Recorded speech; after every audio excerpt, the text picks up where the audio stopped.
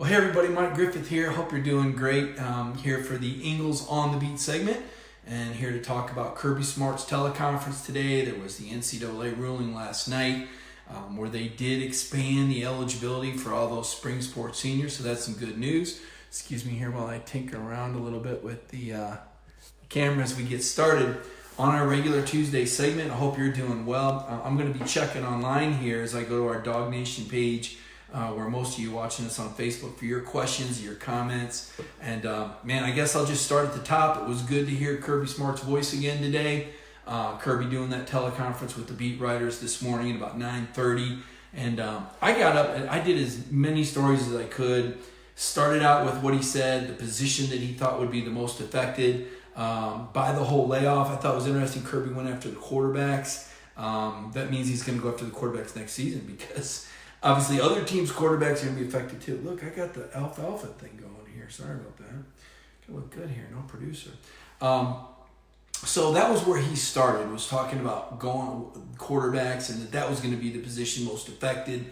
I thought it was really interesting that Kirby talked about Jamie Newman and his quarterbacks were able to do some throwing and had actually gone through some walkthroughs. Now, we don't equate that with spring drills because there's no tackling, there's no scrimmaging and things like that. But that leads me to believe that there was some offense that Jamie may have picked up, in those individual workouts with Carson Beck, with Dwan Mathis, with Stetson Bennett as they threw to the receivers. Now, it was only 7-on-7, and Kirby made it very clear that's not the same as spring drills. You're not going to get those reps back, and he's concerned about that. Certainly with the new offense, he did say Todd Monken, of course, the offense coordinator, also the quarterback's coach. We reported that on Dog Nation the last couple of weeks, but somebody asked him about that, and he clarified that that is indeed the case, that Monken is coaching the quarterbacks. He talked about the virtual reality, trying to get the team to practice, that the key is how much can these players really absorb. They say only 2 hours a week. That's what the SEC is mandating. That was a rule that passed last Friday.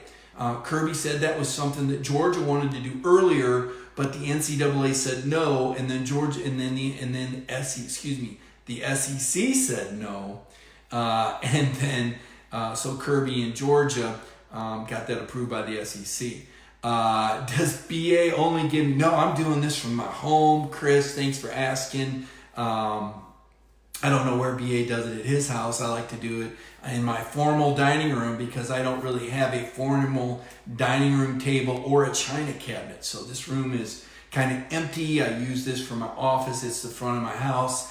And today we got some lighting equipment in here, so I'm able to come to you and talk football. More than happy, though, to answer questions about my home and where I am setting up. I am staying safe and healthy. I'm trying to kind of stay out of the mix. I've made a couple of runs to the hardware store, tried to lay down some soil. I've noticed this Georgia clay is a little bit harder to grow things in. More on that later, but I'll get back to talking football now, Chris. Thank you for asking me. But yeah, so Kirby Smart talking about the quarterbacks, talking that they went through the drills. I thought that was really intriguing. I didn't know how much the NCAA allowed them to do, but you'll remember over the last couple of years, there's been some legislation that allows coaches to do a little bit more with the players. No, William actually talking about a walkthrough that happened before they canceled the group gatherings, which was March 12th. That was the date when it all ended, right? The day the music died, whatever, the night the lights went out in Georgia, whatever you want to call it. March 12th was that date. When the NCAA made the announcement that the spring championships were canceled, the winter championship were canceled, and then, of course, the activity on campus, activity meaning practices, essentially canceled. Now, the SEC's kind of left it with this April 15th date where they're going to revisit it, but it's pretty clear. I think the window is pretty shrunk now where you all know that the Georgia football players are not going to be working out in group gatherings in a formal setting on the UGA campus, at least till the end of May, is what we're hearing, right, when we talk about these group gatherings. And Kirby made that very clear that he's adhering to that. And he actually called out the people that weren't listening. He was pretty aggressive with that at one point in his press conference or his teleconference this morning. So Kirby said, look, he doesn't like it any more than y'all do. He's not one to be pent up inside the house. he has gotten a little more exercise, more walks, more runs. If there's been a silver lining, I think it's probably that your head coach is getting recharged. I've wondered many times how Kirby does it. The 365 and the way the guy pushes himself. This is a bit of a reprieve for him and his staff to get healthy, get some time with family. And as they try to manage this crisis, that's what it is. It's a crisis for all of us.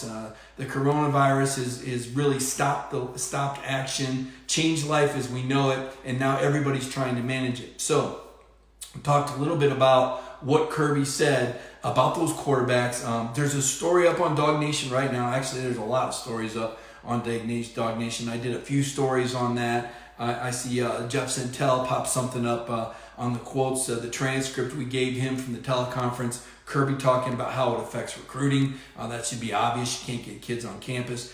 Another story that I kind of zoomed in on, and really more because I know there's controversy about it. And anytime there's controversy, there's a reason for it, okay? Controversy is over polarizing issues when there's strong opinions on both sides, usually well-founded, okay? Now, this Scott Cochran thing has really taken on a life of its own. The Alabama fans are very upset. Some of them say, hey, look, it was time for that guy to go anyway. Others are convinced that Kirby's just doing everything that he can to steal talent from Alabama or steal coaches.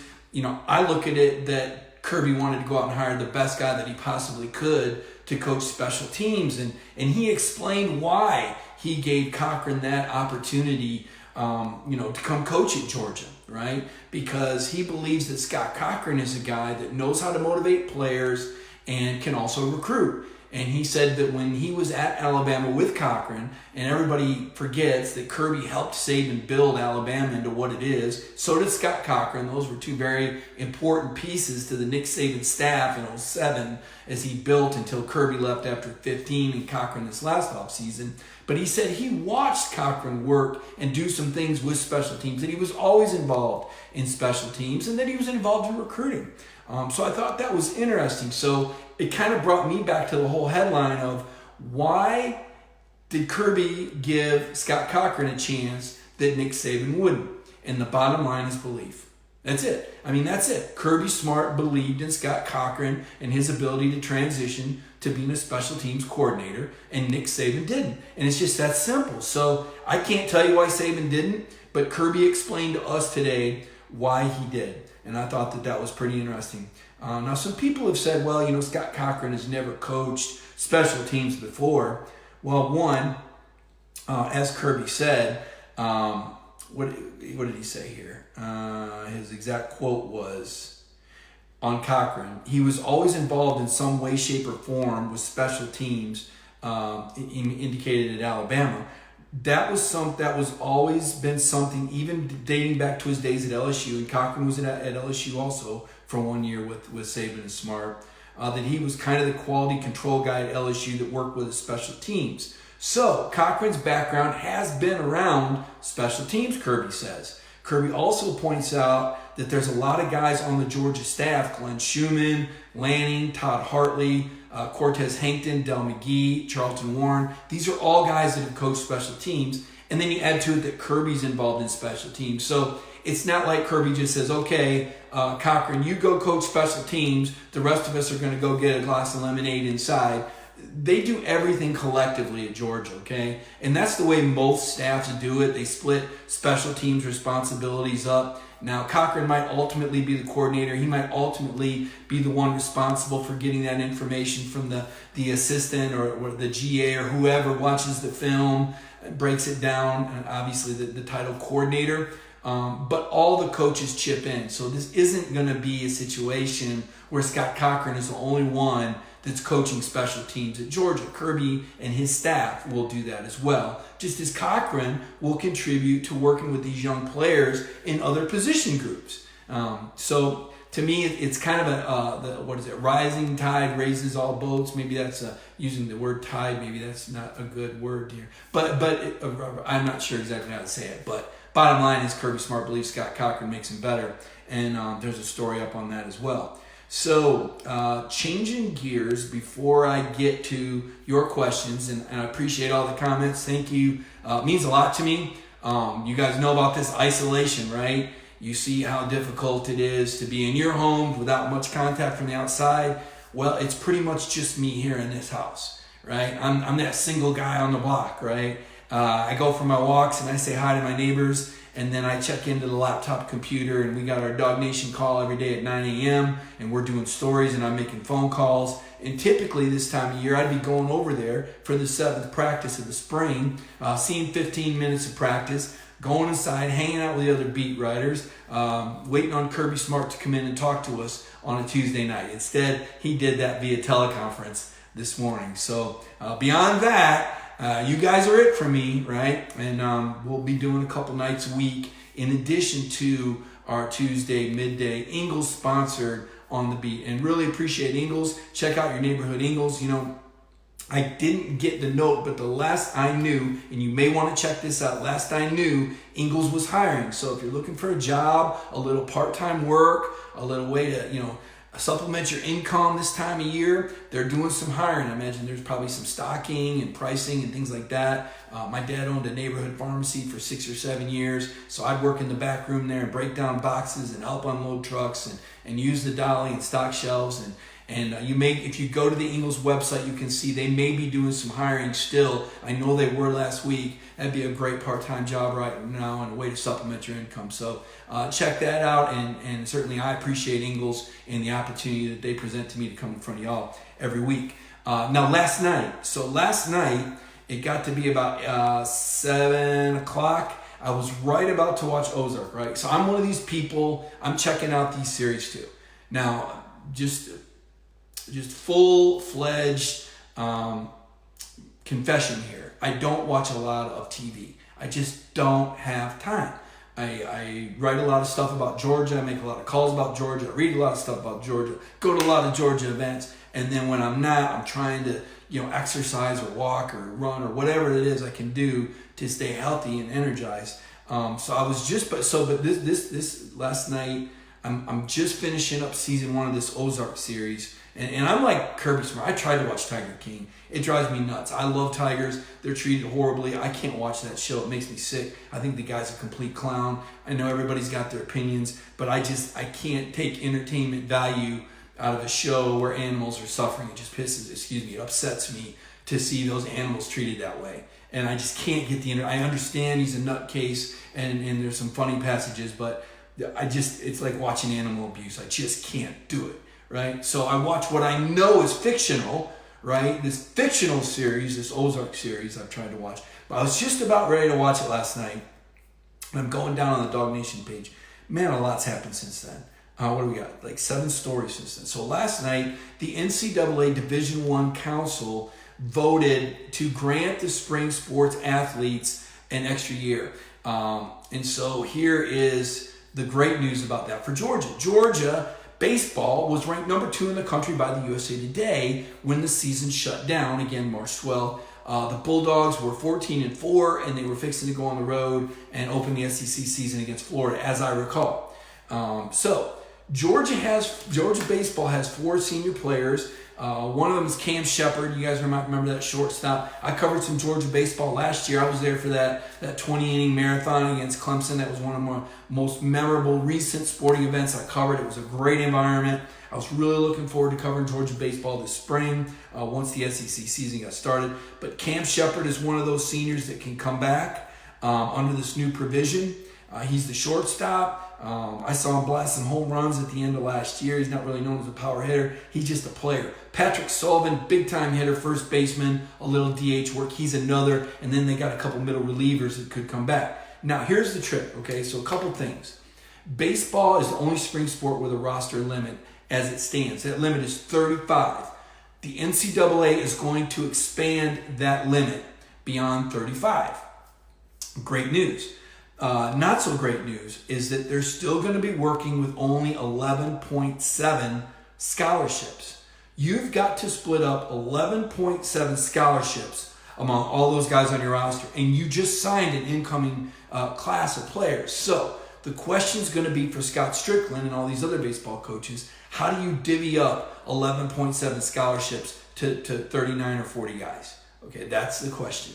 and they're looking for more clarity on that. We'll see how that evolves, but that's very key that Georgia baseball going to be able to bring back the seniors, Georgia softball as well. Stop putting the Ozark plot on my screen and playing spoiler. Please stop it, because I am only one season in, and I don't want to turn off the comments. But I got to see this show.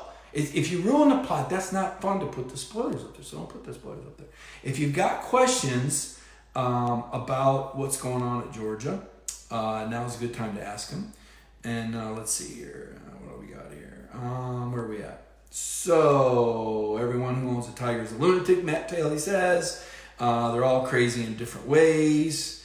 Georgia questions, hit me up with them. Got a few more minutes I'll give you here. Want to inform you as much as I can about what's going on at Georgia. I think you all saw Tom Crean, assistant coach, has left for Air Force. Joe Scott. Joe did a nice job helping Crane out. This is what happens. Your coaches, your assistant coaches do a good job, and they go somewhere else. And congratulations to Joe Scott to become the Air Force head coach. He worked very hard with Crane and really helped Georgia as they got back up to 500. I thought they were playing their best basketball at the end of the season there. With that big win against Ole Miss in the SEC tournament, the double-digit win. So that was pretty cool to see how that worked out for Georgia basketball. Football or no football, Michelle Chansey wants to know. I think there'll be football. I really do. I think there'll be football in the fall. I think there's a couple ways that you could look at doing that.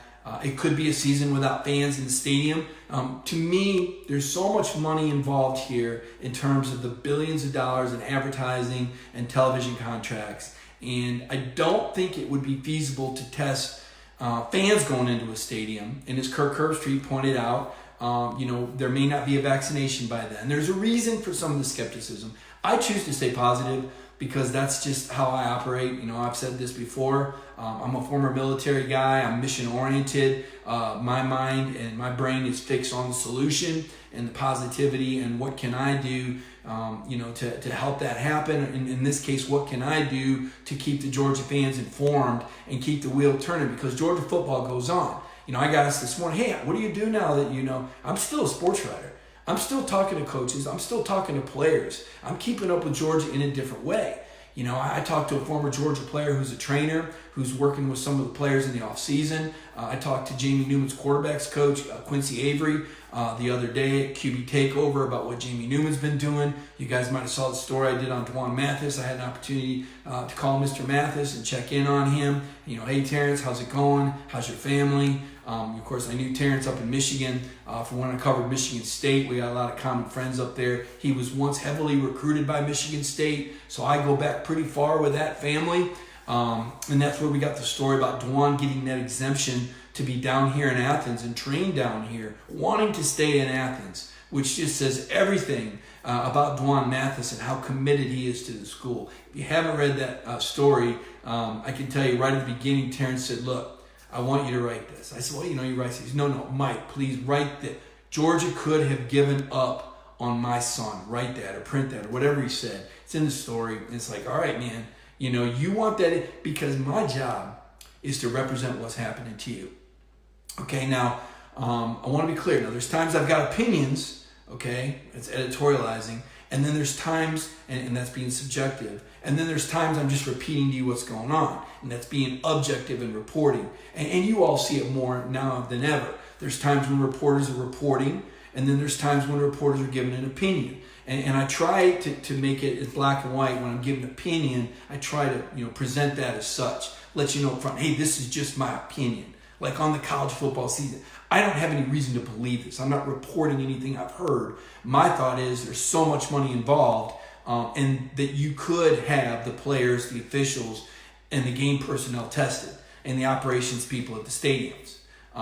There's enough money where you could afford to do that and still broadcast that game on television where the advertisers get what they want. The schools make the money off the television contracts. Now, what you lose is that $3 or $4 million in home concessions, but that's a heck of a lot better than losing, the multi-million-dollar contract, television contract. You still get a revenue stream from it. Again, you may lose the concessions, you may lose the game day money, but you don't lose the TV money. And the TV money is what keeps it churning for the entire conference. Obviously, the SEC has a pretty good TV deal. So does the Big Ten. The Pac-12, not so much. So that's why I say in a time like this, the rich kind of get richer. That's one solution. Another solution would be maybe to delay the schedule a month. And all the teams, now this would require some NCAA intervention. This would require some contracts being broken and payouts being made. But maybe you buy out your non-conference games and you pay conference only starting in October, right? Just a conference season and knock out. Now that would require a lot of logistical nightmares. Okay, it would be very difficult for these programs. But where we're at right now, you say, well, that's unfair to the towns and the hotels. Listen, the towns and the hotels right now, they're raising their hand. Hey, what do we need to do? Because right now you get nothing, right? You get nothing. If there's no season, you get nothing. So if teams and programs and college football have to adjust where maybe the home games aren't when you thought they would be, or maybe on a different weekend, or maybe the weekend that runs over with some other in-town, cherry festival, too bad. Sorry. These are desperate times. And you've heard the saying, desperate times, desperate measures. So again, I'm a mission-oriented guy. I'm staying positive. I believe they're going to do everything they possibly can to have a football season without endangering fans or athletes, okay? They're not going to do it at the expense of the public health, but they will try to come up with a way to do it that would preserve the integrity of the season, college football, and the revenue train that provides for all these other programs. Because if there's no football, all of a sudden you don't have that travel budget for women's soccer. You don't have that travel budget where they have men's wrestling programs. Or some people, not baseball. Baseball in most places is funded by football. Men's basketball just doesn't make a lot of money outside the NCAA tournament, and you all saw what happened with that. There wasn't one, right? So it's really on football to try and produce some revenue for these colleges. They've got loans to pay back. A lot of these programs around the SEC, that have built these facilities, they got to pay for those facilities, and donations can only take you so far. Now Georgia's done a very good job, and Greg McGarrity's ahead of the curve in terms of these emergency funds and how they funded. They've been conservative, and right now that pays off. But for some of these other schools that have had to take out loans and things like, how are they going to pay for that if they lose all this revenue, right? So, but getting back to my point, I do think there'll be some shape, form, or fashion of football, but I'm not convinced that it's going to be business as usual. Certainly, that would be. I think Brian Kelly said on Scott Van Pelt last Wednesday that he thought that the players need to be working out by July 1st in order to be in the proper shape for the start of the season as we know it. What Georgia's willing, September 6th, 7th. What is that, Monday night? That they're supposed to open at Mercedes-Benz Stadium September 7th against Virginia, right? So we'll just have to see what happens as far as the season goes. I'm like everyone else. I don't know. I don't pretend to know. I'm just throwing ideas out there. I thought Kirby was very wise to sidestep the speculation. Of course, when Kirby says something, we all take it to heart because he's a guy that speaks very directly. He's not afraid to say, I don't know. And he said, I don't know today. And he didn't want to speculate, purposely didn't want to speculate, wanted to defer to the experts out there. You all have asked me as a sports analyst, I've given you my opinion. Margaret Brooks, if the students are not in school, would they allow football? Well, Margaret, here's the question. If the students are taking online classes and there was a way that you could test the football players on both sides that suited up for the game and the game officials, could you play it without fans? Would that be responsible if all the parties playing were tested and tested negative? Could you do that in a television environment? I think we're going to see that in other sports before that could happen in football. Like NASCAR. Like I thought to myself, well, if a NASCAR guy, he wears a mask and all this, and his crew members wear a mask, and they're all isolated from each other, could you have a NASCAR race on television? Somebody said, well, if there's a wreck, first responders, but you've got 43 drivers, and you test those 43 drivers. and if they're all negative for the coronavirus, and you test emergency personnel, why can't you have a television race? And to me, that's the $1 million question. I don't know, is the testing enough that you would feel good about that, right? Like, just theoretically, you got a group of doctors in an operating room, okay, and there's 4 of them. Certainly, they're going to be tested before they go in that operating room, right? To perform a surgery. So when you have these group gatherings, can you do the testing before you put people in a group? Does that suffice? Again, pure speculation, and I should probably stop there because I'm not a doctor. I'm not a risk evaluator for an insurance company. I'm not a scientist. I'm just throwing it out there. If you know you don't have the coronavirus and your neighbor doesn't have the coronavirus, are you good with standing 2 feet away and talking to them? Is that okay now? I think it is, but how do we know who's been tested and who's not? Well, that's where I say there's enough money involved in football that maybe they could find a way to make it happen. Just, again, pure speculation on football. Stuff I don't know about, because again, not a scientist. What I do know is that Kirby said that Jamie Newman was finding some rhythm when he was throwing in these 7-on-7 drills. And while that's not the same as what he would have seen in spring drills, that was enough for Kirby, I think, to get a little peace of mind about it. Kirby didn't sound real worried. Can usually pick up on it. Didn't sound very concerned any more than any other program. He did say he didn't think there was any way to be able to evaluate whether it would help one program or hurt one program more than the other. He seemed more concerned to make sure that this was a level playing field across all the leagues. And certainly I think that's important right now. But again, not sure when they're going to pick up. But there was a lot of news today out of the Kirby Smart teleconference. Really appreciated him doing it. It was good to hear he's doing okay. His family's doing okay. His number one concern right now, he said, is with his players, making sure his players and their families are okay. You got to take care of your own first. And the football, when it resumes, it will take care of itself. They are going to do the virtual reality learning. They only get 2 hours a week. It's via the Zoom. We've experimented a little bit of that at Dog Nation. Hopefully you'll see some of that in the very near future. So pretty exciting times there. Mike Brantley liked having the Auburn game in October because if you suffer a loss, it gets time to get over it. Mike, I like it too, but not for that reason. I don't think Georgia's in a position to lose to Auburn for a few years. And listen, I think a lot of Bo Nix. Believe it or not, way back when, dating myself here, I covered Bo's dad, Patrick, when he was a quarterback at Auburn, way at the beginning of my career as an SEC reporter. I think a lot of Bo Nix in Auburn. I think Gus Malzahn is underrated. I think a lot of them. But I think more Georgia, okay? And I got into a little Twitter. Some of you might have saw this on Twitter, at Mike Griffith 32. You might want to check this little feud out. But the Kentucky people, somebody was talking about you don't have to worry about Georgia because Fromm and Swift are gone. And somebody brought up Lynn Bowden. I mean, look, he was great. He was a punt returner and a dual threat quarterback. But their offense was 75th in the country. It wasn't like Kentucky was lighting the world on fire. They didn't score on Georgia last year.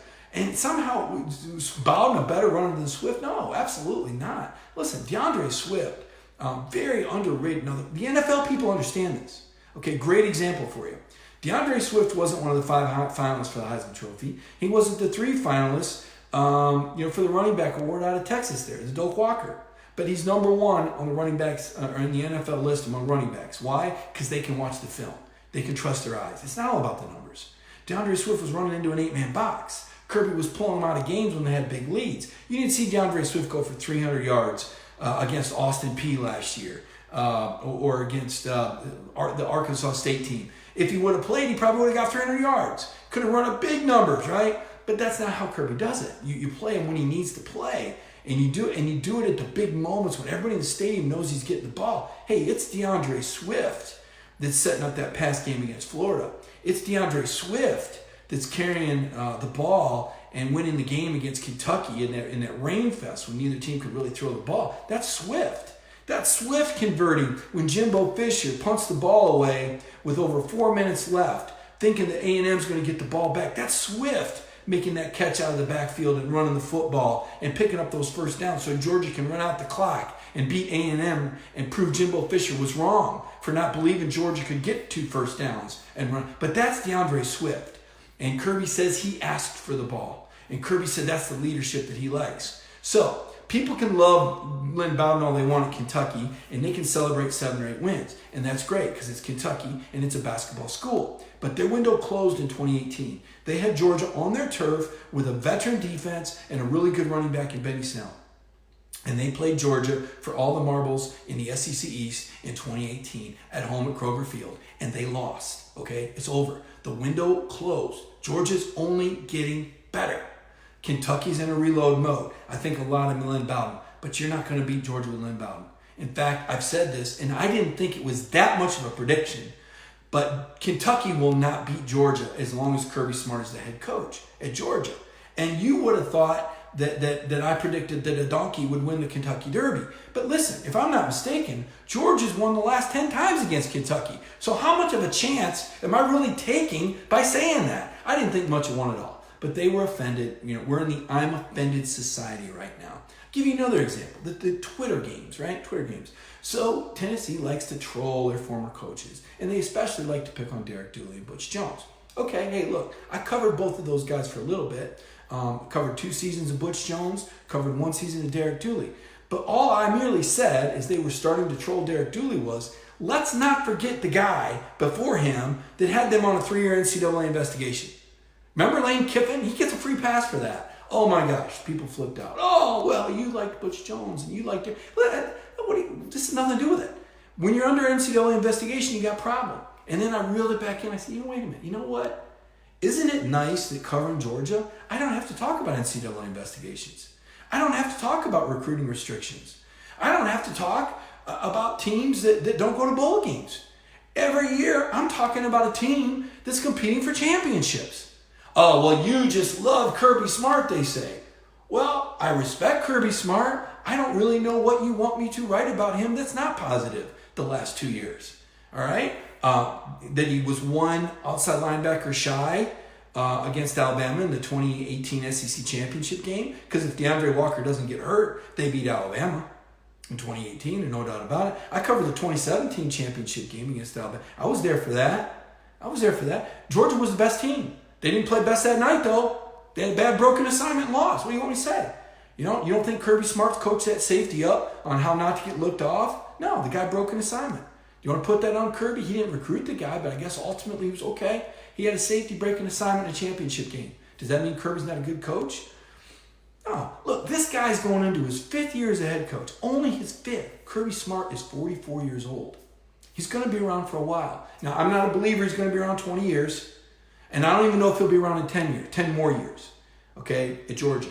Because remember, Spurrier was only at Florida 12 years. And that was before this win now generation. You know, there's nothing worse than the fan base that goes, well, if you don't win it all, you did a horrible job. Bull. That's bull. Like last year. Those guys finishing 4th in the country, that was remarkable. That was remarkable to finish 4th in the country and with a Sugar Bowl win. Well, they lost to South Carolina. Yeah, they did. Jake Fromm threw 3 picks that day. Receivers ran the wrong route. Okay, on one of them, another one, ball goes off his hands. Another one, your All-American kicker misses 2 field goals. All right, if you want to put all that on Kirby Smart, you can. Sometimes I look at it and I go, man, I've seen games like that. I've seen not exactly a 1-16 game in the NCAA tournament, by the way. South Carolina, pretty decent team at that point in the season, and Kinlaw wreaked havoc on the offensive line. He absolutely destroyed him. So give South Carolina credit for coming into Sanford Stadium, punching Georgia in the mouth, and then Georgia unable to execute. Lawrence Cager out of the game in the second half. Had 3 first down catches in the first half, knocked out of that game with injury. Blankenship missing 2 field goals. Ball going off Tyler Simmons' hands in overtime to a defender. Landers running the wrong route on another occasion. We can break it down like a plane crash. It's a cascade of events. It's not just one thing. A lot of little things had to go wrong for that historic loss. All right? That doesn't make Kirby Smart a horrible coach. I will judge Kirby Smart on the entirety of this season. Do you know Georgia went 5-1 against top 25 teams last year? Georgia went 5-1 against top. Show me another program that went 5-1 against top 25 teams, okay? Let me see. The list might look like this. LSU, Clemson. Okay? Georgia goes into next season, number 3 right now in USA Today's preseason. People, here we go again. Come to Georgia fans, off-season champs. Every year you talk about a title. You know why? Because every year Georgia's in contention for a title. Every year. Kirby Smart has put this program in a position where every year they're in contention for a title. Now, does this make me a big Kirby Smart fan because I'm stating these facts? No, I'm just reporting on it. This is the way it is. Every year. I can look at the recruiting rate. I don't have anything to do with the recruiting rankings. Nothing. I don't rank a single player. But there they are with the number 1 recruiting class and the top, 2 or 3 class the last 3 years. I don't have anything to do with that. So, people want to say, oh, well, you report on Kirby, you love it. I think they're a good team. I think these guys are all in. When I interview them, they represent.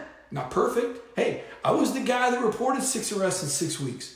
Man, I know it because some Georgia fans didn't like that reporting. Oh, Mike, boy, you just teed off on, you can't wait. No, that's part of the job. Sometimes you got to write that, right? Sometimes you got to write that. But you also write when they win. And you also put it out there that they're 5-1 against top 25. Part of being a sports writer. It's like being a weatherman, right? It's going to be sunny and 70 with a breeze. Oh, man, I love the weatherman. Going to rain with freezing rains. Change the channel. I hate that weatherman. I'm just telling you what the conditions are like, right? And right now the conditions are good for Georgia football to be really good the next time they take the field. We just have to find out when that's going to be and all the particulars about it. So I'm going to wrap this up. Matt Telly, the Twitter trolls get me fired up. Matt, they intrigue me.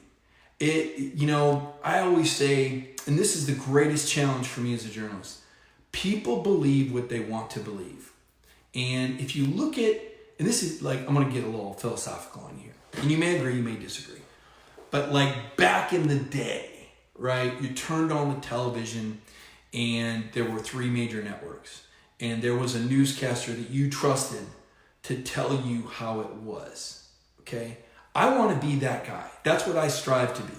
I strive to be the guy that tells you how it is, right? But nowadays, you turn on the TV. I don't even know where my channels are yet. Again, that sounds really stupid. I don't watch a ton of TV. There's so many of them, I can't even find the channels.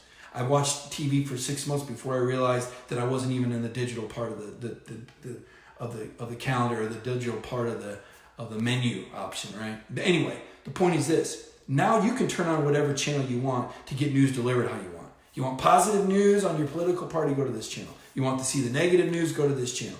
People act like it's Burger King and they can have it their way with news. I'll believe what I want to believe. And if you look enough places, sooner or later you're going to find somebody that's going to tell you what you want to hear. I'm not going to be that guy, okay? I'm going to be the guy that tells you how I think it really is. Now, you may disagree with how I think it really is, but let's be clear. You're hearing what you hear because I believe that's how it really is, okay? Not because I think you want to hear it, okay? Like, for example, I don't think Georgia's perfect. I know Kirby says that, quarterbacks are the ones that suffer the most. I don't think Kirby's worried about his quarterback at all. I know he's not worried about his defense at all. I think the big concerns are on the offensive line. That's what I think. Not because of Matt Luke, but because I think Georgia will ultimately still run the ball a lot. I think they'll be balanced. I think you'll see some cool stuff out of the spread, some RPOs, but they're still going to run the ball because they've got to simplify to get those young receivers on the outside. And you had better have an offensive line that plays together. I thought it was interesting. Kirby mentioned Justin Schaefer as a guy that impressed him. He needs Justin Schaefer to be a guy that impresses him because Justin Schaefer is assuming that Solomon Kinley spot. You better have some road graders, right? You better have some guys in that Georgia offensive line that are going to push people around so when you get in that rainy game, you can run the football. Because we still don't really know who the backs are. I think Kirby feels good about those backs, but we still don't know. We mentioned James Cook, by the way. Thought that was very interesting that Kirby mentioned James Cook as well as Amir White today. But I think you better have a good offensive line that can protect because I don't think it's going to change that much. So I'm going to wrap it up here. I'm going to try something here with my producer, Michael Carvel. I'm going to jump over. We're going to try and do something on YouTube. Are all of you on the Dog Nation YouTube channel? So a couple things because, now that we're in this time of year, where there's not, it's not advertised there's a game this weekend and usually you would know exactly when there's news breaking and stories popping up all the time. All right. So 2 things. 1, make sure you have our Dog Nation app. All right. We send out notifications for important stories like I put out a notification this morning on Kirby talking about his approach to the players, not being able to meet with the players and what his number one priority is. And I put out a special notification for our app people on why Georgia gave Scott Cochran the opportunity that Nick Saban wouldn't. You will see breaking news apps. If you have that app, it saves you the trouble of always having. Make sure you have the app on your phone, okay? Dog Nation app. Make sure you have that app, because we will continue to produce as much, if not more, content than really anybody out there. I can tell you that that's my pledge. I'm working hard to do that. You'll see a lot of stories in these last couple of weeks from me of a lot of things that have gone on, whether it's talking to the parents of players, the trainers of players, looking at NFL flow charts as far as the NFL draft, this whole DeAndre Swift may swing to the second round. Why that may be true, crazy as it sounds, this is the way the NFL evaluates running backs. Make sure you have the Dog Nation app. Final call out for that. 2, check us out on YouTube. Check out the Dog Nation YouTube channel. I'm going to shut this down from now. When I rejoin you, things will look very different. I'm not going to tell you how. I'm not going to tell you why. But I will rejoin you shortly on the Dog Nation YouTube channel. Thanks. If you got any questions, put them in your comments. I'll go back through here. I answer all of them. Even you, Philip Jordan Wells, who always gives me a hard time. I will answer all your questions. You put them in the chat before the end of the day. But signing off for now. Thank you, Ingles. Appreciate you doing the On the Beat segment. And I will hit you guys back up on the YouTube channel for Dog Nation real soon and answer more of your questions. Have a good one.